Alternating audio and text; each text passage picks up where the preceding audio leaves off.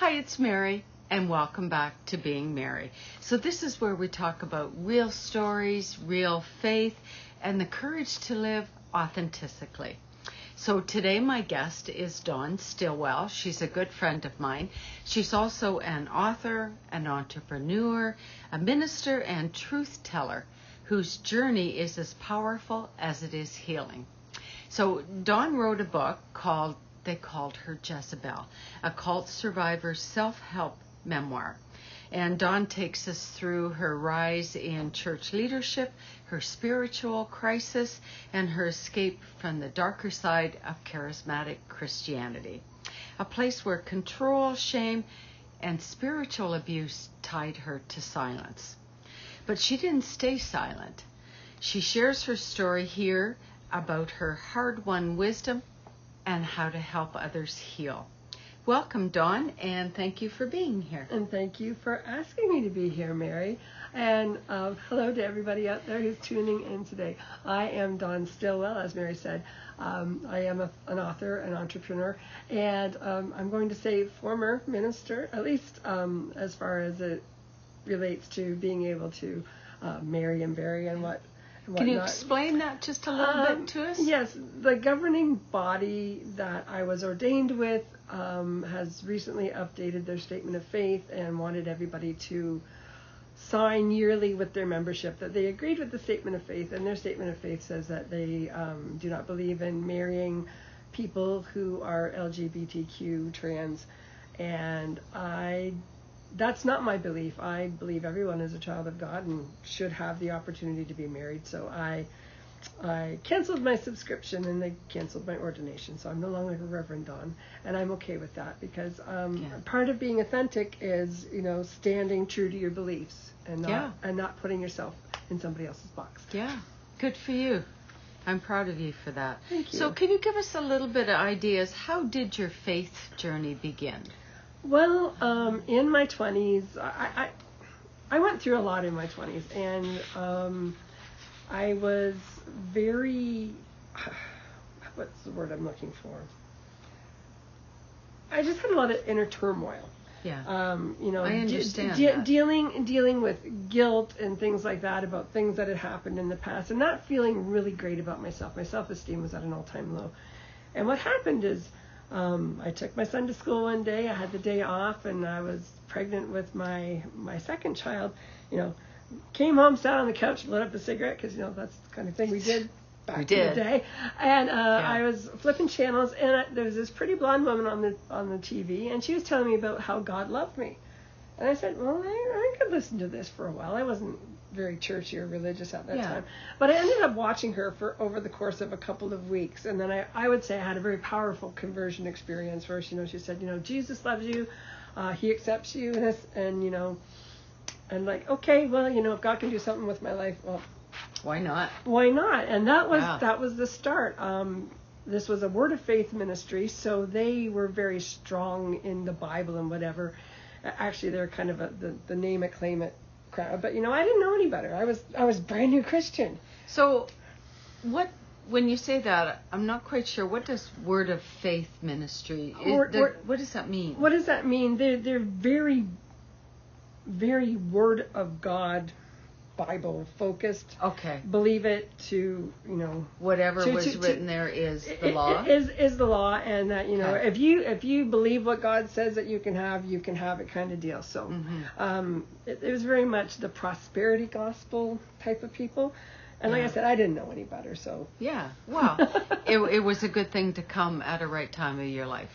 Yes, because I was feeling better about myself. A lot of good things happened in my life after that. I think that's just because of the changes in me and the changes in my beliefs.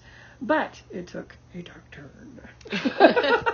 Well, so what brought you into the actual church life? So you're sitting at home and you're watching this on TV. Right. What brought you into... So what happened is at that time we were living the next county over.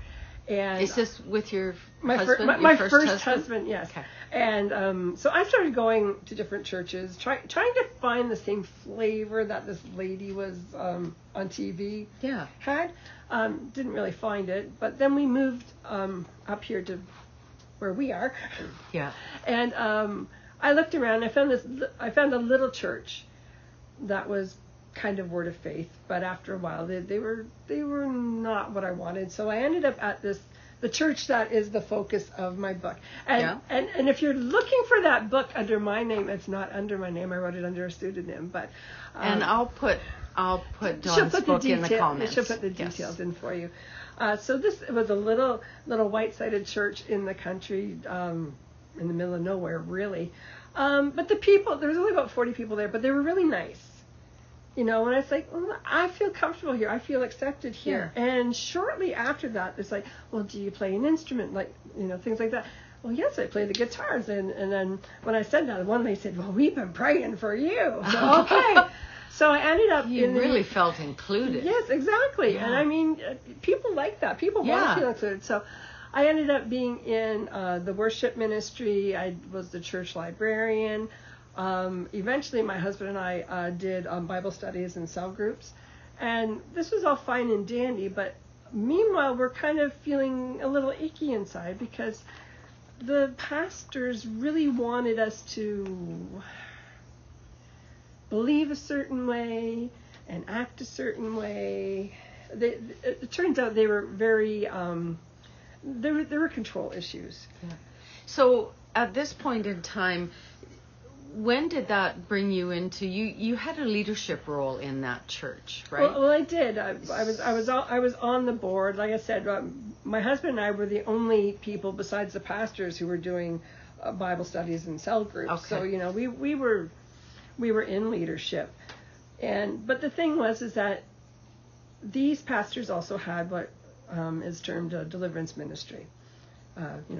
The casting out of demons kind of deal. And the thing is, I was targeted as having a Jezebel spirit because I had questions and I kind of rubbed them the wrong way sometimes. So did this all kind of start, do you think, because you were starting to feel in that particular church something just wasn't right? Something wasn't right, exactly. Yeah. And the problem there too was that, with this control issues, and there was some manipulation as well, is that, if you got out of line, well, then the pastors might tell the other people not to associate with you or tell them that, It's almost like a high school girls club, It was, and they were the mean girls. Yeah, that's what it sounds like. Yeah. Excuse me, but so, and when you're in the thick of it, you don't always see what's going on. Absolutely. But at some point, my husband and I were thinking, something's not right here. This isn't right. They're not operating the way Jesus would operate. They're not operating in love. I mean, right. You got to do this, you got to do that. And meanwhile, they are using the church as a cash cow and doing their mission trips to India without really any permission. So, right. And this is what can happen in a non-denominational church that doesn't have oversight. So, well, and you know what? That's a good point. Mm-hmm. I like that point. That helps us understand things a little bit better. How they got away with some of this stuff. So what would happen if, would you outwardly or to them question? Well, that's what happened. The year I ended up leaving the church, my husband and I went to them and said, this is how we feel. We don't feel this is right. And they were like, well, we'll take this under consideration, which was fine. But unbeknownst to me, we were this close to being separated. My husband. Yeah. There were struggles. There were struggles, and we separated a few months after that. And now I was devastated because I didn't see it coming. Yeah. And when I turned to the church leadership for some advice, it's like, well, it's because you have a Jezebel spirit and you need to come under submission to your husband and to them. And I was invited. I'm saying that, but it wasn't really invited. It was like, you need to do that. And I subjected myself to them to these deliverance sessions. And they were emotionally draining and humiliating. Because at this point, did you really think it was your fault? There is something wrong with you. I did. Right? I did. Yeah, what is wrong with me? What is wrong with me? So we separated in the end of February. And so the next few months, I was doing this thinking that, if this is what God wants in order to restore me and to restore my marriage, I'm in. But I eventually just felt like I was being, I eventually recognized that it was abuse. Yes. Because they were telling me this to make me submit to them. And every time I did that, I felt less and less and less like myself. Yeah. There's something wrong with you, and yet you're basically, we're going to zap it out of you kind of deal. And I don't remember if it was you telling me or if when it was, I read it in the book that, like, they would have you in for personal sessions. Yes. With the minister and the wife. Yes. To try and... Yes, and we were also in counseling with them, and the thing is that you would tell things in confidence. Yeah. And then they would bring up the other person's comments. Oh. So it wasn't safe. Yeah. Like, you recognize that. You're basically, speaking from the heart in confidence, and then it was being twisted and told to the other person. And it just, God, that really plays on your mind and your heart and your spirit. And it does. I mean, I think I referred to it as a mind, F-U-C-K, in the book. Yeah, absolutely. But that's exactly what it was. I was not in a good place emotionally or mentally because of this. And so what happened was that I went on a retreat. I said, I need to get out of this. And I went to a retreat. It's no longer open, but it was called Still Life Retreat, and it was run by this wonderful couple. And I told them what I was going through. And they ministered to me, but it was more like, hand on the shoulder, they just poured love. Nice. All over me. Yeah. For that you recognize the difference? Oh, then? Definitely. And and while I was there, I went for a walk in the woods because they had a huge property. I went for a walk in the woods, and I just cried out to God. I said, "This isn't working. What am I missing?" And and if you take the time to cry out to God and then sit in the silence, you get answers. You do. And I got some answers that day, and I felt very confident leaving that day that I'm going to leave this church behind. And were you still with your husband at that point? No, we were still separated. Okay. So you were taking some big steps all on your own. It was a big step. Single mom. Yeah, I was home. I had 3 kids from 18 months to 14 years. And doing the single mom thing, but yeah. If you don't have to do that, I don't recommend it. But some of us, we just end up being in those situations where we have to. So going to this retreat was finally what gave you the strength to leave. It really was. Church, right? It was, and so it took me a week to get up the courage. I'll bet. Because these are people who have been like this to me. Yeah. And basically so I actually met with the pastor and told him. And he seemed like he was okay with this, but you have to tell my wife. So. Oh goodness.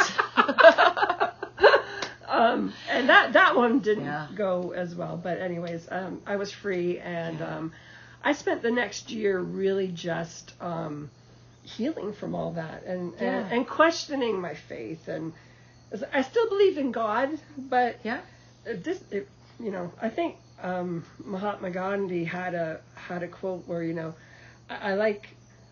I like your Jesus, but I don't like your Christian so much. That's a paraphrase because I don't remember it exactly. Right. But yes. Yeah. And that's not a blast to all Christians, but there's some of y'all, read the words in red again. Yeah. We just need to think about it. Just give yourself a chance to really think about it, especially if you're struggling in life, because that's when you can get caught up in something that's not healthy for you. Well, that's the thing. When you feel that you have a deficiency within you, or you're under a lot of stress, you don't always think straight. Right. Oh, absolutely. And if somebody offers you what looks like a lifeline, absolutely. Oftentimes you go, you grab onto it because you need something to hang on to. Yeah. And sometimes you find out it wasn't really a life preserver at all. Yeah. Dawn has so many great experiences, and I'm so glad she's my good friend because she just inspires me to be who I truly am and to follow my own path and to worship God the way I feel worshiping God works for me. And she's accepting of that. And her book is fantastic, and it's a wonderful read. And I don't want to give too much of it away because I really want you to read this book yourself. Well, thank you for those kind words. Yeah. And part of it too is I was twisting myself into someone that I wasn't, because it's like, you need to be this, and this to be a good wife. You need to be this, and this to be a good Christian. You need to do this, and this to be a member of this congregation. And for a while there, like I said, I twisted myself up in knots, trying to be everything that they said I needed to be. And now I live a life of authenticity. Yeah. What you see is what you get. That's a huge step. It is a huge step, and it's you need to really be confident in who you are. Yeah. And that comes from accepting who you are. Yeah. You're a wonderful person just because you exist. Thank you. I know you were talking to me, and right? I was talking to I think that's how I see people. Yeah. You exist, therefore you are worthy Yeah. of love, of being taken care of all the good things. Yeah. And you don't have to work to be approved. Dawn is such a kind woman. I tell you, I hope some of it rubs off on me. Because, you are just, thank you. You are so special. And so I just kind of want to wind it up here a little bit with what made you decide that you need to write a book about this? Well, at that point, it's been almost 10 years now, and it's been 20 since I left that church. So at that time, I was actually looking to be a writer, and I had developed a blog, and I was blogging every day because you want to get that practice of getting what's in here on a screen on paper. And after doing that for about 7 or 8 months, it's like, I think I could write a book. And it was a very healing and cathartic thing for me to do, to take the time to take my story and write it out. And I did publish it under a pen name because at that time it's like, I changed names and addresses and things like that because it speaks of other people who are hurt in the church, and I don't want to bring attention to them.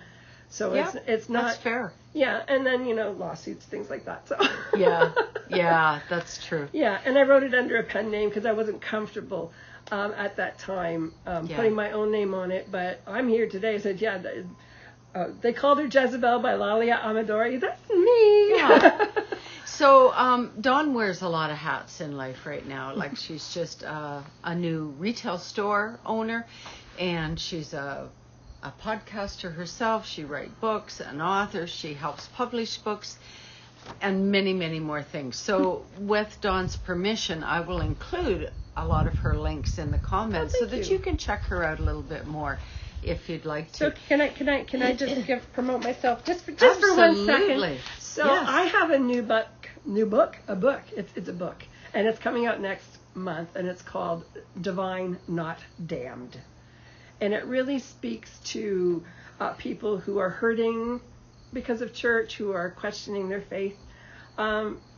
It's my take on who we are in God or in the universe and whatever. And I think if you are struggling, you will find it beneficial and uplifting. Thank you. And I have I've kind of got this new project going. It's called Spiritually Feral. And you can find more about it under www.spirituallyferal.ca. Yes. I've checked the website out. So yes, cool. Yeah, it is cool. Yeah, so I've got some social media going there too. Like Mary said, I wear a lot of hats, so I haven't given a lot of attention this week, but there'll be new content there soon. That's exciting. Yeah. Oh, and the dogs have woke up. Perfect timing. Yeah, I was waiting for them.